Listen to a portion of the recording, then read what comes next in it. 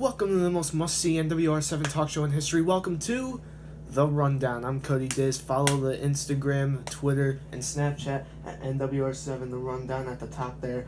We finally have a sign that actually says NWR7 The Rundown, so thank you, producers, for actually getting that. I want you guys, first off, like, comment, and subscribe to the video. Subscribe to the channel. This is a very important channel of mine, career enhancing and career enlightening, and just a person enlightening channel. So I really want you guys to support this. Like, subscribe, and comment saying that you liked and subscribed. Alright, now moving on. The topics that we're going to talk about today, obviously I didn't touch base on this in the last time because I'm trying to keep these videos under 20 minutes, and last time we did that with only 2 topics and the Q&A. So this time we're going to go with the GN football team after their big senior game win this past Saturday, and girls soccer over the last couple weeks, and just their entire season in general. We're going to touch base on them, and then we're going to do the Q&A as always. First, we're going to start off with the GN football team. So touching base on GN, how they've been playing as of late. Well, they just got a senior game victory, 35-14 over Coventry. It was a home game, obviously. For every senior game, you're going to have a home game. They've never had any away senior games, I wouldn't imagine, but a huge win for GN against Coventry, 35-14. And I want to shout out all the seniors that played this year for GN that came to Northwestern as a student. First off, Chase Sandin, Nate Garala, Nate Sterry, Dylan Phillips, Dylan Zenu, Brendan Teodorczyk, Morgan Oselinski, and Cameron Mulligan, and also Ryan Valco. So 9 seniors from NWR7 that played for GN football. Guys, thank you for your past 4 years. And if there's anyone new, and actually I believe Dylan Zenu is a rookie this year. He's a senior, and this is his first year ever of playing football. So props to him. He went out and did his own thing. He used to be a soccer player for many years, but now that he's a football guy, I appreciate it. He puts in the hard work, and I really appreciate every single one of these guys for the amount of hard work and effort that they've put in to this team and the amount that they've done for this team. I mean, let's just go through some of the stats for GN, and after that I'm going to give some advice to this team as they head into the playoffs after their next few games. Now, passing leader, the quarterback Anthony Carfiro, obviously he's going to be the passing leader, 30 for 80 on the year, 484 yards, 4 touchdowns, 3 interceptions, and 3 fumbles, and he lost all those fumbles, but that's what Carfiro has been doing over the past year. Not bad, not great. I will give you some advice later, Carfiro. Running committee is very huge for GN. They have 3 running backs that have been dominating this year, all in their own different ways. First off, you get Marco Foligno, 85 carries. 85! That is absurd, but it's also a GN style. 400-plus yards on the year, 4 touchdowns for Foligno. He is having an incredible year as a junior on varsity. He is one incredible player. He plays with his head down. He pushes the pile. He is one great player. You get Chase Sandin, 28 carries, 131 yards, no touchdowns on the year, but he is getting the yards that he needs. And Hunter Sandin, Chase's brother, is getting 24 carries on the year, so less carries, but he has more yards, 199 yards, so he's 1 off 200, and he has 2 touchdowns this year, and he had one in the win against Coventry, so congratulations, Hunter. And all 3 of those men had scored in the Coventry game. Chase Sandin had a receiving touchdown. Marco and Hunter both had a rushing touchdown. Marco, I believe, had 2, actually. But they are doing an impressive job on the run game. That's where they're best at. Receiving leaders, Chase is on this list again. Chase has 10 receptions on the year, 200-plus receiving yards, and 3 touchdowns. So it looks like we have a favorite target by Anthony Carfiro to Chase Sandin. Freddie Camp, who's a freshman, 5 receptions, 102 yards, and a touchdown on GN football. He goes from being an 8th grader that played Wolverines for New Hartford to going to GN and becoming an absolute stud for the next 4 years. He's going to be an incredible player. Keep watch on him. And then Ian Thompson, 9 receptions, 101 yards, and 0 touchdowns. Hasn't scored yet, but he's getting the yardage that Camp has been getting in less receptions. But both of those two men, great wide receiver 2 and 3s, compared to Chase Sandon, who's been having an on year no matter what. Defensively, this is actually very interesting because GN is very good on defense. And the one thing that I notice here for the most part is the amount of tackles for this team. They get so many tackles per game, and it's almost crazy how many they get. Let me just run through this one player because he's the leader in tackles for the year for GN. Hunter Sandon, who was that running back on offense, 25 solo tackles, 29 assisted, a total of 54 tackles. And he has 5 of those as tackles for loss. And he averages 9 tackles per game. That is absurd linebacker numbers that anyone in the NFL would dream of. So congratulations, Hunter. Sacks, it's actually 3 people that lead because there was only 1 sack for each of these guys. It is Hunter Sandon again, Dylan Phillips, and Brendan Teodorsek all each have a sack on the year. They're all leading the team. And then for interceptions, this is a nasty secondary. You get a guy like Clayton Maloney in there who already has 3 interceptions on the year, and there's no way that you're going to lose in the pass defense.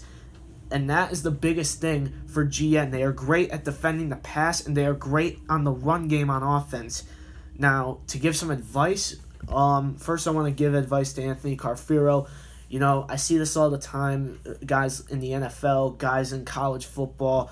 They come into this new leadership role. They come into this new quarterback role not really knowing how to handle this, and pressure always happens. So Carfero, I feel, has been feeling a lot of pressure, and I feel like it's not just him. It's probably the O-line. You know, GN hasn't been known for that big of an O-line since 3 years ago when I was a freshman, actually, and they were all freshmen. But nowadays, it's Carfero that's leading the team. He has 3 interceptions and 3 fumbles lost, and that's something you just can't have. Like, I understand that you're a rookie at the quarterback spot. You played varsity last year, so it's not like he didn't know the offense. But at a quarterback's perspective, I totally understand, because as a quarterback, you have to lead your team. You have to tell every single player every audible that you need.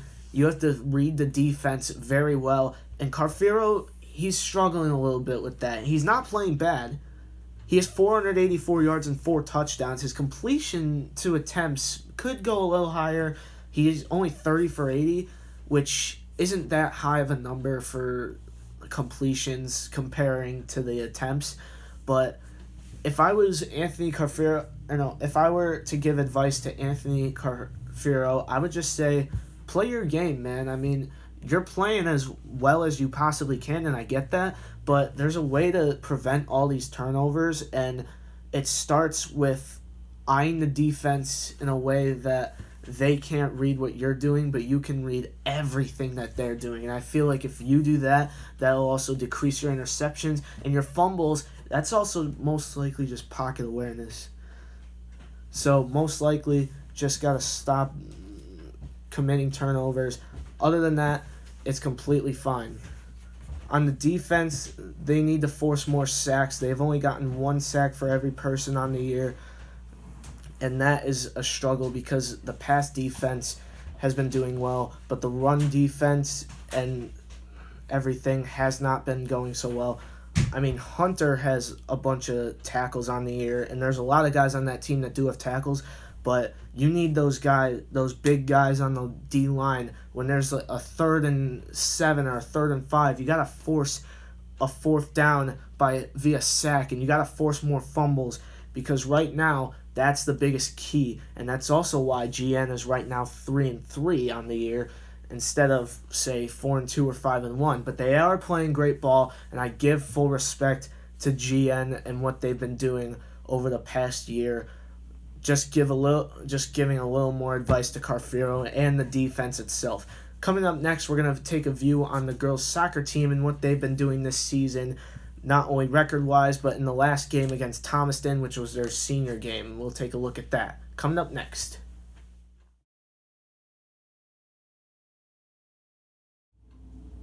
Welcome back, ladies and gentlemen, to The Rundown. I'm Cody Dzis. Follow the Instagram, Twitter, and Snapchat at NWR7 The Rundown. And we finally got a sign, as I mentioned. Thank you, producers. I really appreciate it. Give it a round of applause. So what we're going to do right now is take a look at the girls' soccer senior game. And we're going to take a look at their entire season as a whole, which is actually going to be very interesting, in my opinion, but beneficial to your ears nonetheless. Remember, career enhancing, career enlightening. Now, without further ado, let's get into it. So, first I'm going to shout out to all the seniors that have officially graduated from soccer after their game this upcoming Wednesday against Chapag. Jonna Sandin, Frankie DeSanti, Allison Choquette, Hannah Gibb, Sierra Murphy, Madison Harwood, and Jenna Solek. You guys have put in all of your effort and your time for this over the number of years, especially for the last 4 years where you guys have worked your asses off, and I'm very happy for you guys.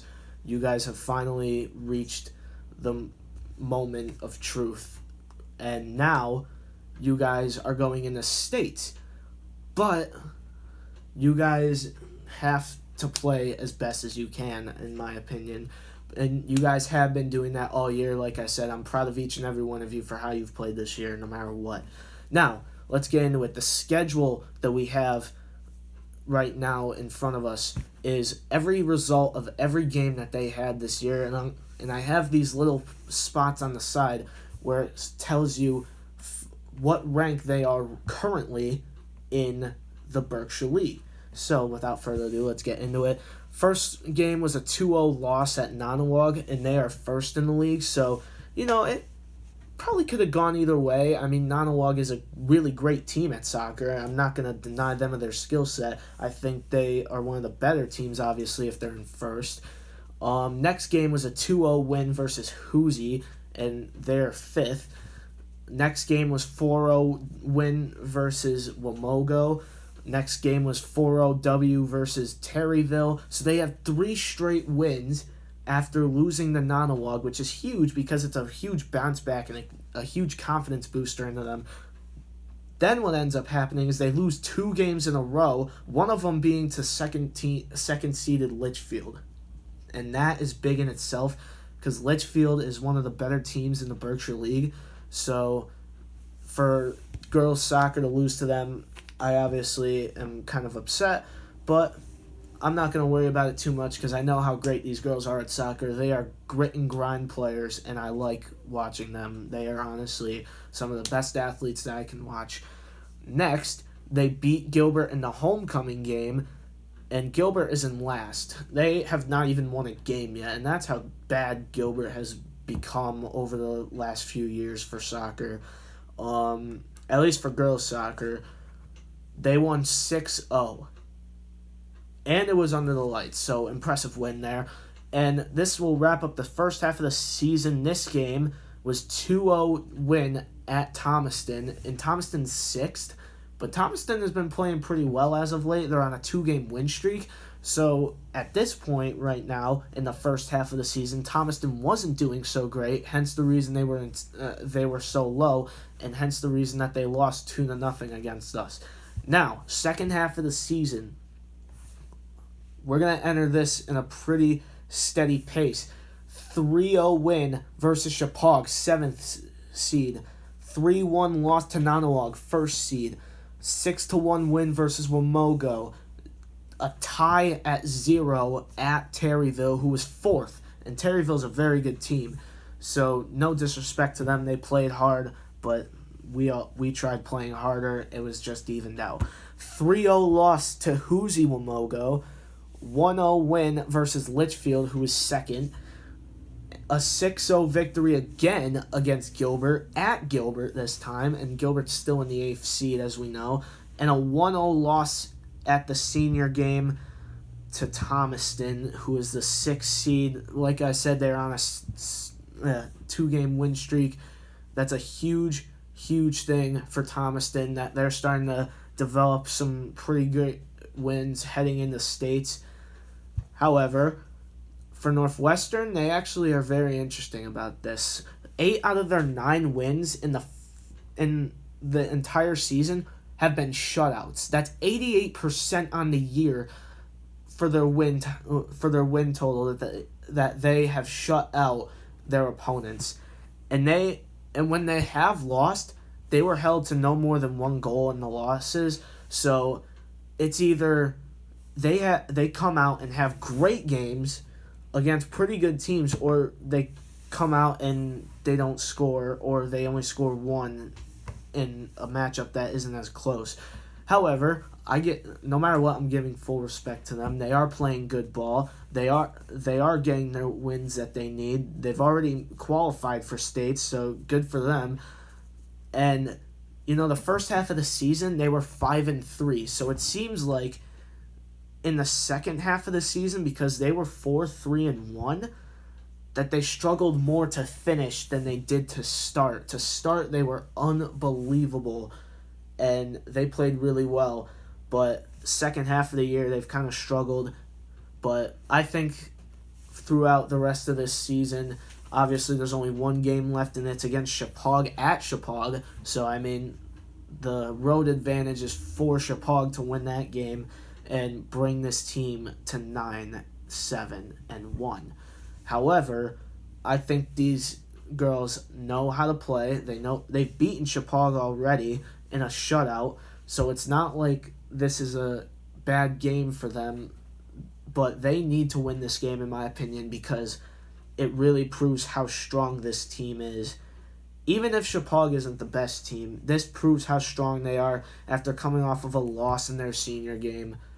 This is a huge bounce back heading in the states, because you want to go in winning in the states. So Thomaston right now has a 2-game win streak, so they're going to go in most likely winning out in the states. But for Chippewa, they need to beat Northwestern in order to give Northwestern a decrease in momentum and confidence. But I honestly think Northwestern is going to do the same thing that they did last time, a 3-0 victory over Chippewa at Chippewa this time. And honestly, for the rest of the season, I think the girls are going to do pretty well in states for that matter. And no matter what, I support these girls for what they've done, and all the seniors that I had shouted out earlier. Thank you for your time and effort. We are so thankful to have all of you. And even for the GN that I forgot to mention, we are so thankful to have all of you seniors for GN, for girls soccer, even for boys soccer, which is going to happen tomorrow night. They have a game for their senior game at 3:30, I believe. But I appreciate all the hard work that you've all put in, and I can't wait to see what you guys all do next in the future. Thank you for your time and effort that you've put in to this school and this team, fighting for this school, being a warrior for this school. We appreciate everything you've done. Thank you so much. And even if you're a bench player, even if you don't get much, you are still a part of the Northwestern Athletics, and you are still part of this school no matter what. So thank you all for doing that. Coming up next, we're going to do the weekly Q&A, and this is a pretty interesting Q&A. I think you'll want to stick around. We'll be right back.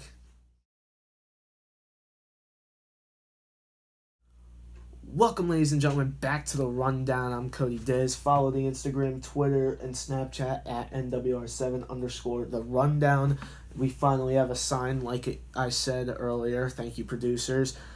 Now, what's going to happen is right now we do the weekly Q&A. Last week, I kind of had trouble spitting them out because I had to do it off memory, but I finally was actually smart and wrote them down so I know what the questions are. Now, first question. What are your expectations for boys basketball versus Gilbert this year? Now, this is a very interesting question because Gilbert beat Northwestern in both games last year, and it was a team that I honestly thought was going to be pretty high in the conference. I thought they were going to be second or third. They were under 500 and they barely got in the States and they were eliminated first round, which I was a little upset about. Actually, I was very upset about. I get very upset at school sports if we lose or anything like that. However, this team has finally got experience. You get all the guys on varsity last year, and they're putting in the hard work during the offseason. They're building the team chemistry, and I've gotten word from some of the players, and they're saying whatever issues we had, they're all gone. We are ready for this season. We are number one no matter what. That is a quote from some of the players that I've talked to over the last couple of weeks. Now, Gilbert beat Northwestern both games last year, and Gilbert had a pretty solid team. This year, Northwestern takes both games back. I see a sweep for Northwestern because it would be most important for Northwestern to do this, considering Gilbert had beaten us at our court and had barely beaten us at their court, and I think that we are a lot better of a team than they are, even if that was everyone's first year on varsity, so they had to work out some of the kinks of stepping into this new role. Now they are all experienced. Now they know how it goes. They know what to do, especially, and I think this is going to be a 2-0 sweep for Northwestern against Gilbert. Second question, what is the most entertaining sport in NWR7 to you? And what is the most successful? So this is a two-part question. Most entertaining? That's very hard for me because I like watching all of them. And I honestly give full respect to every NWR7 athlete. And I hate to put any individual out there on saying why I think they're the best or why I think they're the most entertaining. So it's a hard question for me to answer, but, as an analyst and as a talk show host, I have to be as professional as possible. I can't let personal emotions get the best of me. So, without question, I'm going to say that boys basketball honestly is the most entertaining for me. Not only because I'm a basketball fan, but, it's always just fun to watch my good friends that I grew up with play the sport that they love, play a sport that I sometimes had played with them, guys that I grew up knowing, and it's just entertaining. It's not like I didn't grow up with everyone, but it's almost a bigger connection for me when it comes to the basketball team because I know most of them pretty well. I know everything that they have to do with this basketball team, what role they have, and how hard they work. So honestly, most entertaining for me, I would probably say basketball. Most successful is interesting because out of all teams in NWR7, I honestly think baseball has been the most successful over the last few years, seeing as how they have made the state championship a couple years back. They were also in the state quarterfinals against St. Joseph, and I honestly think that over the past few years, Northwestern baseball has just shown the passion that they've kind of had to grow and develop. They've showed the intimidation and the work ethic, and that's what's the best thing for NWR7. You want that to be shown every single week, every single night in, night out, no matter what. And I just think baseball has done that. I think they have been the most successful, considering last year they went to the quarterfinals and played pretty well against a solid St. Joseph team.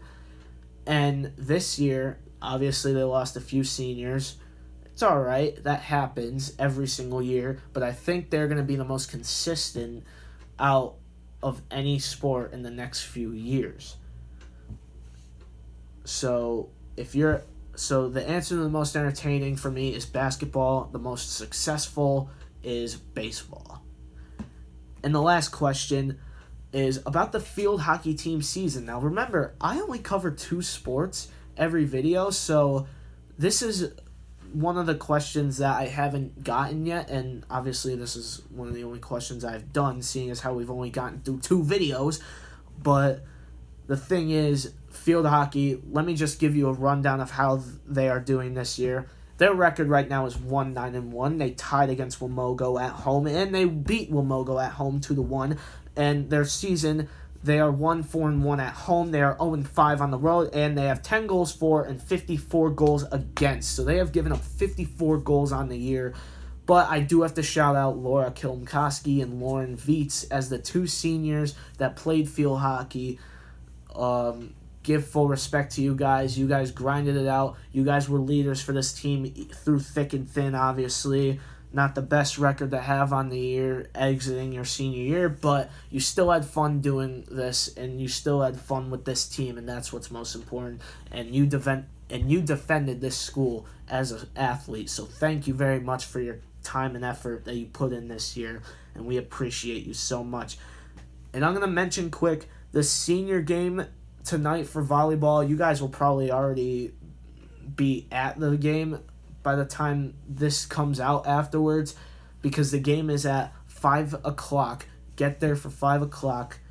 If you're watching this video and you miss it, I am sorry. But this is a very important game for them. It's their senior night. Corinne Tangarone and Skylar DiMartino, let me shout you guys out real quick, because you guys are the seniors on that team. You guys have been full-born leaders, and I give my full respect to you guys. Obviously, I've been following the volleyball team all year. Everyone knows that. I've been very close with them, so thank you for all the time and effort that you put into making this team better, and thank you for pushing this team to their limits that you need to and being bona fide leaders. And the senior game tomorrow is tomorrow night against Chapag for the boys soccer team, as I mentioned earlier on in the video. So go check that out. We're going to have to take a look at the time, and that will be posted on my Instagram story tomorrow.